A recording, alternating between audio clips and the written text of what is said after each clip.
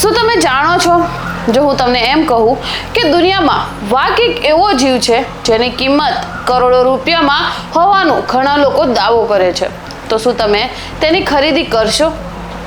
જવાબ છે ના, બિલકુલ પણ નહીં. કારણ કે ભારતમાં વાઘ ખરીદવો કે વેચવો બંને ગંભીર ગુનો છે. પણ પછી એક સવાલ ઊભો થાય છે, જો કોઈ ખરીદી જ નથી શકતું તો સોશિયલ મીડિયા પર કરોડો રૂપિયાની વાત કેમ થાય છે? શું ખરેખર એક વાઘના બદલામાં કરોડો રૂપિયા મળે છે કે પછી આ માત્ર એક અફવા છે? અને જો આવો કાળો વેપાર ચાલે છે તો આખરે એમાં કોણ સામેલ છે? તો આજના વિડીયોમાં આપણે જાણીશું કે ભારતના સૌથી ખતરનાક ગેરકાયદેસર ધંધાઓમાંથી એક નાની આખી કહાની. મિત્રો, સૌથી પહેલા એક વાત સ્પષ્ટ કહી દઉં, જો તમે ઘણી જગ્યાએ વાંચ્યું હશે કે વાઘની કિંમત 20 કરોડ 25 કરોડ કે તેનાથી પણ વધુ હોય છે, પરંતુ આ કોઈ સરકારે નક્કી કરેલી કિંમત નથી. વાઘ વેચાતો જ નથી અને વેચી પણ શકાતો નથી. ભારતમાં વાઇલ્ડ પ્રોટેક્શન એક્ટ હેઠળ વાઘને ખરીદવો, વેચવો કે તેનો શિકાર કરવો ગેરકાયદેસર રીતે પ્રતિબંધ છે. તો પછી કરોડો રૂપિયાની વાત ક્યાંથી આવે છે? કેટલાક વાઇલ્ડ લાઈફ નિષ્ણાતો અને મીડિયા અહેવાલો અનુસાર આંતરરાષ્ટ્રીય કાળા બજારમાં વાઘના અલગ અલગ અંગો જેમ કે ચામડી, નખ, દાંત અને હાડકાઓ ગેરકાયદેસર રીતે વેચવાનો પ્રયાસ થાય છે. આ તમામ અંગોની સંભવિત કુલ કિંમત વિશે કરોડોના આંકડા જણાવવામાં આવે છે, પરંતુ દરેક કેસમાં આ કિંમત અલગ હોઈ શકે છે. એટલે કે સોશિયલ મીડિયા પર જોવા મળતા દરેક આંકડાને અંતિમ સત્ય માની લેવું યોગ્ય નથી.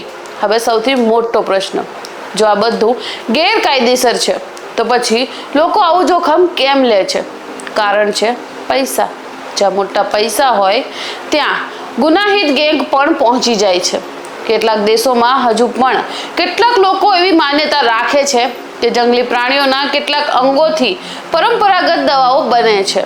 વૈજ્ઞાનિક રીતે આ દાવાઓને સમર્થન મળતું નથી, પરંતુ આવી માન્યતાઓના કારણે વર્ષોથી ગેરકાયદેસર માંગ ઊભી થઈ છે અને આ માંગનો ફાયદો ઉઠાવે છે ગેરકાયદેસર શિકારીઓ.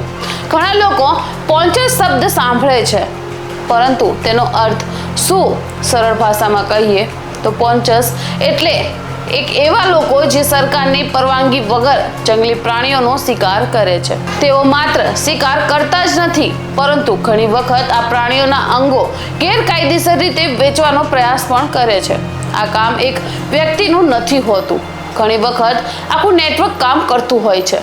કોઈ જંગલની માહિતી આપે છે, કોઈ શિકાર કરે છે, કોઈ માલ એક જગ્યાએથી બીજી જગ્યાએ પહોંચાડે છે અને અંતે કોઈ તેને કાળા બજારમાં વેચવાનો પ્રયાસ કરે છે. ઘણા લોકોને લાગે છે કે ગેરકાયદેસર શિકારીઓ ફિલ્મની જેમ મોટી ગન લઈને જંગલમાં જાય છે, પરંતુ હકીકત ઘણી વખત અલગ હોય છે. વન અધિકારીઓના જણાવ્યા મુજબ ઘણા કેસોમાં વાયરથી બનેલા ફંદા, જેને વાયર સ્નેર કહેવામાં આવે છે, તેનો ઉપયોગ કરવામાં આવે છે. આ ફંદા એવા રસ્તા પર મૂકવામાં આવે છે જ્યાંથી વાઘ અથવા દીપડો વારંવાર પ્રસાર થતા હોય. જ્યારે પ્રાણીઓ તેમાં ફસાય ત્યારે તે બહાર નીકળવાનો જેટલો પ્રયાસ કરે તેટલો વધુ ફસાતો જાય છે.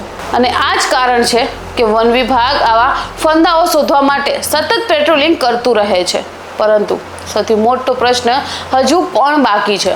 આ ગેરકાયદેસર શિકારીઓને કેવી રીતે ખબર પડે છે કે વાઘ કયા રસ્તે જશે? શું કોઈ અંદરથી માહિતી આપે છે કે પછી તેઓ મહિનાઓ સુધી જંગલ પર નજર રાખે છે? અને જો સરકાર પાસે આટલી સુરક્ષા છે તો પછી આવા કેસો હજુ પણ કેમ સામે આવે છે?